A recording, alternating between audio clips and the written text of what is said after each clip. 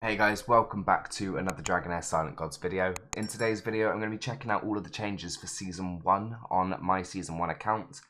Most of the changes from this patch unfortunately didn't affect my main account on Season 3, so I'm going to take this opportunity to run through all of the changes and see what it's actually like for a new account. Before I get into this though, I do just want to say a huge thank you to Dragonheir Silent Gods for sponsoring this video. So if you are interested in giving the game a go, please do get involved today by clicking the link in the description. So first of all, we've got the season journey, start of journey here. Okay, so you can actually earn yourself a legendary artifact and a legendary hero, which unfortunately I already have. So for me, this is going to be a instant opportunity to get Witch's Remains on my new account, which is actually crazy. Like, that is a huge boost. So there we go. That's that done. So I've got a new artifact. I've got 10 Heliolite dice. I've got the artifact. This is actually insane. I wonder what's going to be. Okay, that's just the next part of quest, and there's more rewards as well. These are huge changes for new players. So there's going to be another 2 bosses where we'll be able to earn more rewards. The 7-day journey, obviously that's done. I'm just going to jump ahead and buy the legendary artifact, Witch's Remains there. So let's get that over and done with. Right, so we've got a load of compensation here. Let's collect all of this, see what we get. Some gladiator seals, all of the hammers. Oh, for hero training, obviously they've added that. We'll have a look at that in a second. A load more Heliolite dice. Affinity solvent, that all got reset. More dice. Don't know what this is. I'm guessing these are new sets. We'll have a look at them in a minute. Oh god, more scrolls. More of these equipment things. They look like artifacts, but they might be new artifacts, but they're for like certain areas. You know what? We'll just look at it all in a minute. This is weird. Let's try and find one. So clearly they're things that you pick up from quests from the new changes. This has been changed. So that's a lot more attack. Okay, that's a lot more attack as well. What have they changed? Okay, so they're giving us huge stat boosts that we weren't previously getting. I'll fill that out in a minute. I can't believe they've given us 3 legendaries for basically doing nothing. So like I've now got 3 shadow legendaries, 2 legendary artifacts, maybe 3 legendary artifacts. I don't know what that other one I got was. Yeah, no, so that's not an artifact. It must be an equipment item. Yeah, so these are equipment items that we got. So what's that? An attack percent chest. Let's take it to 20 and just see what it does. Okay, so I got 15% crit rate, 2% attack for each dead unit on the field, 5 stacks at most, maximum stacks increased to 10. So you lose some stats, but you gain these. Really strange. Was there any other slots that I got these things?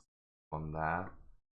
Defense 4%, whereas 30% chance of gaining 200% defense shield for 30 seconds when taking damage. This effect can only be triggered once every 30 seconds. 4% attack, basic attacks have a 6% chance of triggering a lightning chain to deal lightning damage. This effect can only be triggered every 3 seconds. Damage increased to 60% attack lightning damage. That's quite cool. And then we got a pair of gloves. Attack percent, 4% generates a toxic spore when killing a goblin in Goblin Lair.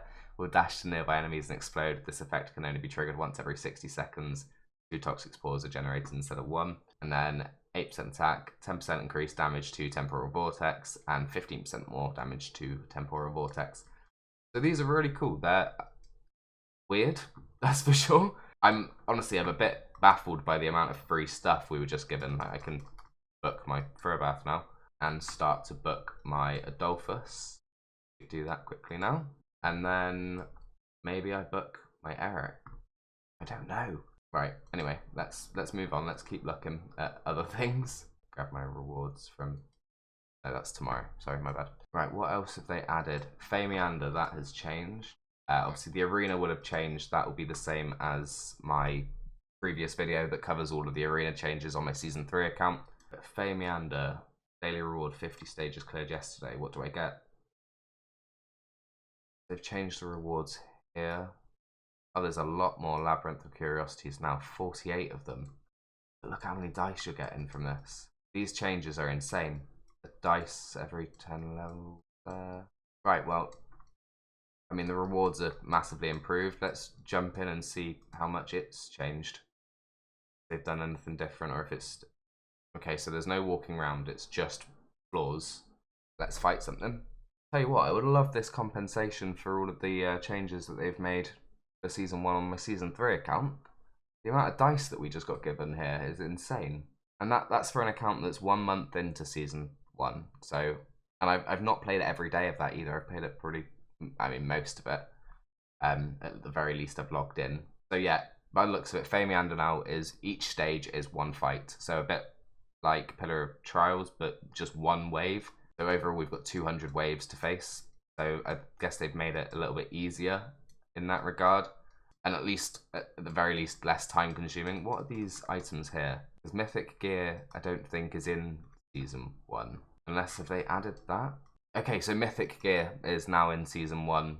That's cool. They've also, from memory, added more stages to each of the dungeons. So yeah, it's now 12 stages. So I'll push that later. As you can see, I've been saving energy for this event. Goblin has also changed to be 12 stages, I believe. Okay, so it caps out as the same as same rewards for Goblin 3-3. Next up, I want to look at the hero thing. Hero training once, 100 XP a minute. Let's put that in. Upgrade this. I guess this is how I'm leveling my shadow team, my summoner team. So if we put that in, and no, that's boring. I don't do that. My team are now just gonna level themselves, I guess. So we'll come back to that another time and see how they get on. Right. Anything else that was changed? Oh, Augite. What's Augite? More dice. 43 dice now. You know what? I'm gonna pull these in a minute to try and get something that we can get. In fact, no, I'll pull them tomorrow for the UTR event.